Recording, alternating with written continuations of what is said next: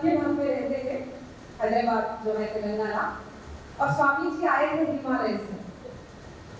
यहाँ पर गंगा बहती नहीं है, लेकिन जब जब ऐसे स्वामी जी आते हैं हमको लगता है बस वो ज्ञान गंगा, भक्ति की गंगा यहाँ पर लेके आए।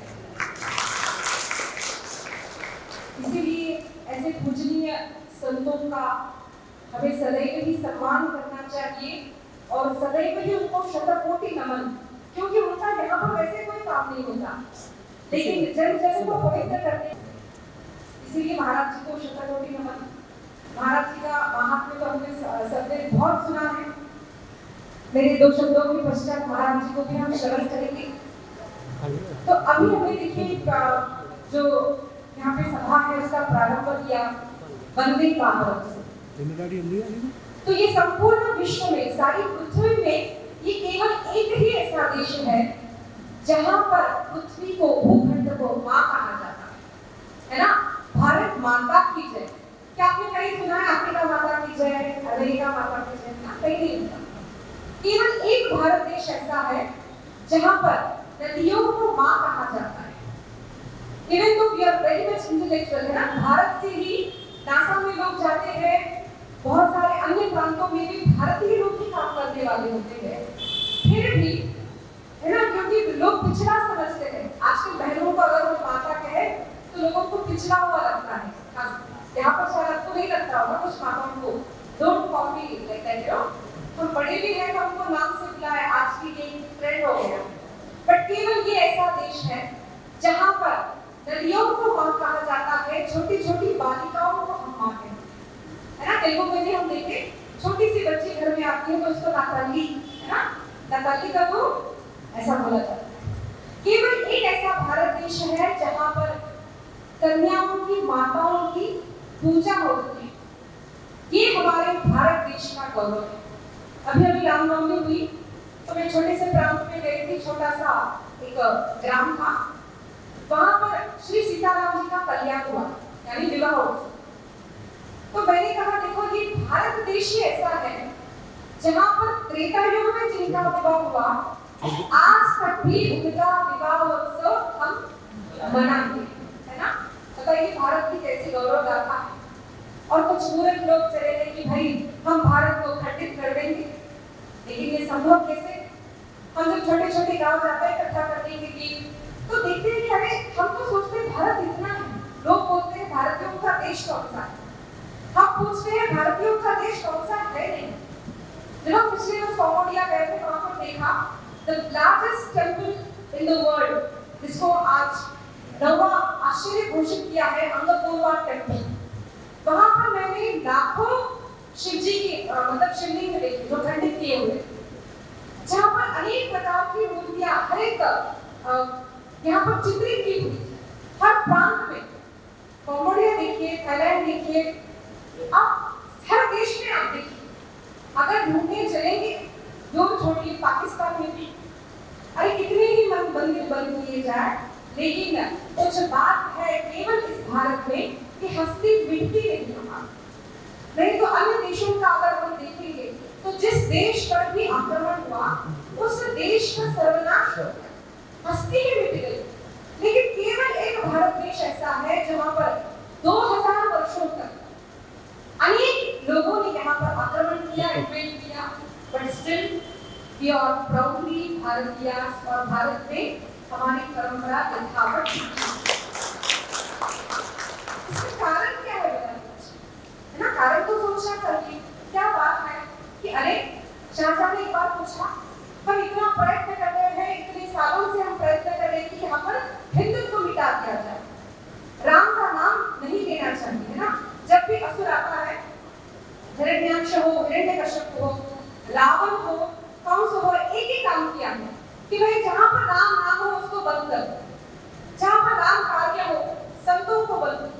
तो शाहजहां ने भी यही किया था कि भाई कहा देखो इस देश में कथाएं नहीं होनी चाहिए, राम मंदिर नहीं बनने चाहिए। आज भी हम जितने भी मस्जिद देखेंगे नीचे तो मंदिर होगा और ऊपर से अपना कुछ लगा के कहते हैं कि हमारा स्थान, लेकिन ये तो हमारी भारतीय मंदिर है। आज हम योगी आदित्यनाथ जी के यहाँ पर देख रहे हैं कि कितने सारे जब मस्जिद निकाले जा रहे हैं अंदर तो देखा जा रहा है कि मस्जिद है ही नहीं, तो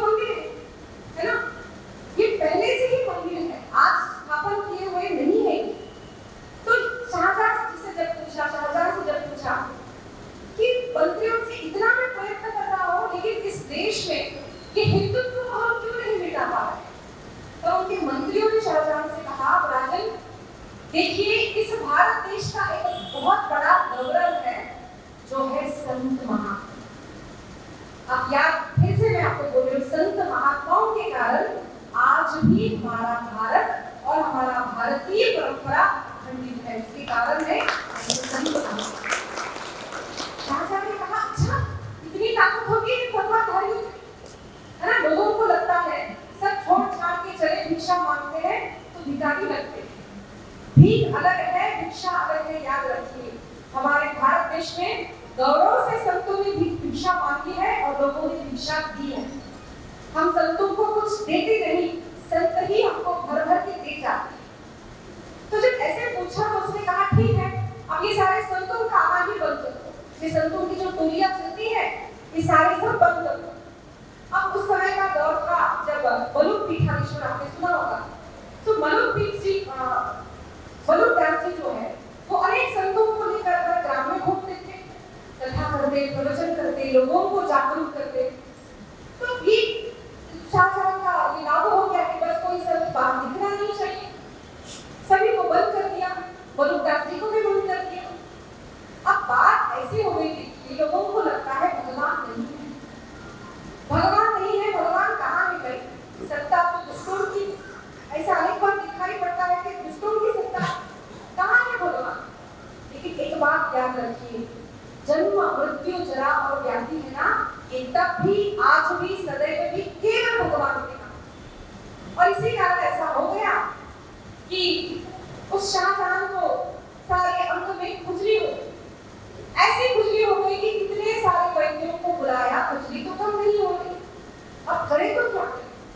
तब उनके जो फकीर थे उन्होंने कहा, देखो राजन अब हमको डर लग रहा है, लेकिन बात तो यही है कि ये दवाई से कम होने वाली नहीं है, आप संत से जाकर क्षमा मांगो। तब शाहजहां ने उनसे क्षमा याचना की और इनको कितनी सारे रथ, बहुत सारी जमीन वृंदावन में प्रदान की और कहा, महाराज जी आप हमको क्षमा कर दीजिए। और जब राजा ने क्षमा की और कहा, देखो बस एक कभी बंद मत करना, तुमको लगता है ना सारे राज पर तुम हुकूमत चला सकते हो, लेकिन संतों पर, साधुओं पर, मठ मंदिरों पर कभी भी किसी की हुकूमत नहीं हो सकती। ये भगवान कृष्ण ने द्वापर युग में कहा। और तुम हम संतों पर ये लगा रहे कि हम बाहर नहीं आए। तो उसने क्षमा मांगी और झट से उसकी सारी खुजली कम हो गई। तो उसको समझ में आ गया कि जो प्रभाव मेरे राजसी सत्ता में नहीं है, इतनी सारी सेना में नहीं है, वो सत्ता एक गुरु के चरणों में होती है, गुरु के आशीर्वाद में। इसीलिए साधु संतों का आगमन सदैव ही हमको पुनीत करने वाला है, याद रखिए। और आज ये जो संत हमारे पास आए हैं ना, उसका अवश्य ही भगीरथ प्रयत्न हमारे श्रीधर भैया और वेंकटेश भैया का कारण है। उसी कारण नागरिक से यहाँ पर आ गए। इसीलिए याद रखिए कि कथा सुनी और हमको समझ में आ गया रामायण, और हमने सुन ली भागवत, ऐसा नहीं होता। जो नित्य भागवत रामायण आदि श्रवण करता है, जो संतों की सेवा करता है, देखिए मुझे पता नहीं आपको कितना पता है, लेकिन कहते हैं कि सारे देवता संतों के पीछे रहते, केवल संत का आशीर्वाद, संतति प्राप्त होती है, लक्ष्मी प्राप्त होती है ना। लोगों को लगता है कि भाई ये मिनिस्टर लोग जो है सबसे बड़े हैं, लेकिन आप देखेंगे सारे मिनिस्टर जो भी है ना, वो गुरु के चरणों में प्रणाम, क्योंकि जब तक गुरु का आशीर्वाद है तभी तक सत्ता है, जब तक गुरु का आशीर्वाद है तभी तक समाज में शांति। लेकिन आज एक दुर्दैव है हमारे भारत देश का। आपको मैं सत्य कहना चाहती हूँ, अभी मेरी कहा दीदी हमने आपकी कथा नहीं सुनी, क्यों नहीं सुनी बताइए। तो आपको सत्य बात कहना चाहते हैं, कदाचित कुछ लोगों को कटु बात लगे, लेकिन हम जब 16 वर्ष के थे तब हमें स्वामी जी ने कहा कि आपको कथा करनी है। तो उसके पश्चात हमने अपनी कॉलेज की डिग्री पूरी की। उसके पश्चात गुरु जी के पास गए, गुरु जी ने कहा कथा प्रारंभ करो। तो भागवत है, फिर रामायण है, शिव पुराण है, अनेक प्रांतों में जाते हैं, कथा करते हैं। और आज हम ये बात के अनुभव से कर रहे हैं, क्या करते अनुभव से मैं बात कर रहे हैं। आज समाज में लोगों को गुरु भी अपनी जाति का जन्म है ना। वहाँ पर योगी आदित्यनाथ जी कहते हैं, हमारे गुरुदेव कहते हैं, स्वामी रामभद्राचार्य जी, जिन्होंने कहा वेदों के प्रमाण दिए कि राम जन्मभूमि यही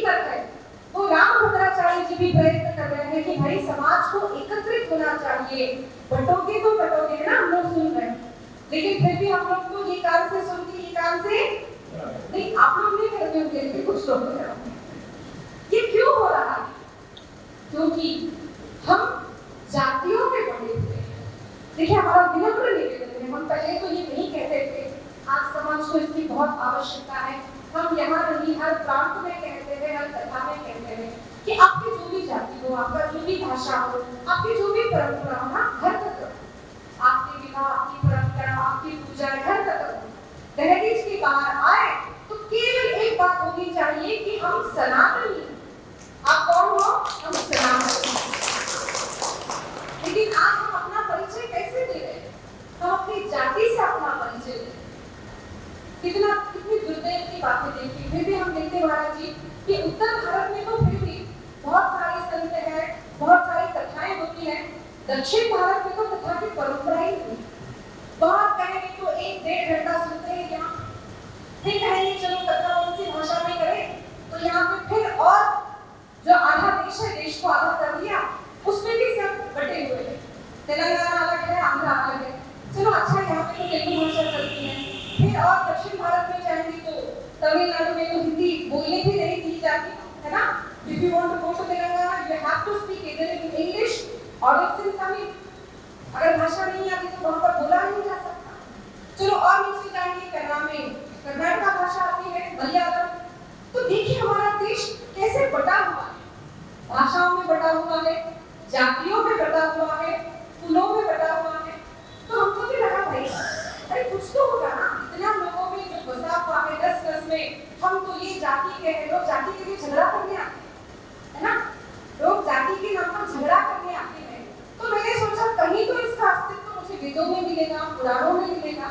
लेकिन आज हम आपको सत्य कहते हैं, किसी भी जाति का अस्तित्व किसी भी न वेदों में है न पुराणों में है।